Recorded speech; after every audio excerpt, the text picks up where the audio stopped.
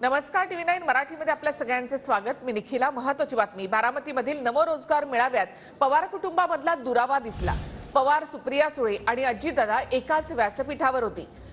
शरद पवार, सुप्रिया सुळे यांनी एकाच मंचावर येऊन अजितदादा यांच्याशी मात्र बोलणं टाळलं, तर शरद पवार, देवेंद्र फडणवीस यांचा मंचावरचा एकमेकांशी छान संवाद सुरू असल्याचा या ठिकाणी दिसून आलं। सुप्रिया सुळे यांनी मुख्यमंत्री, उपमुख्यमंत्री यांचं स्वागत केलं। अजितदादा यांच्या समोर येऊन सुद्धा सुप्रिया सुळेंनी अजितदादा यांच्याकडे बघणं सुद्धा टाळलं।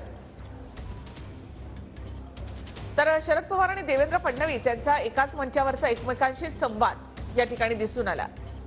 पवारांनी काही सूचना देखील केल्या।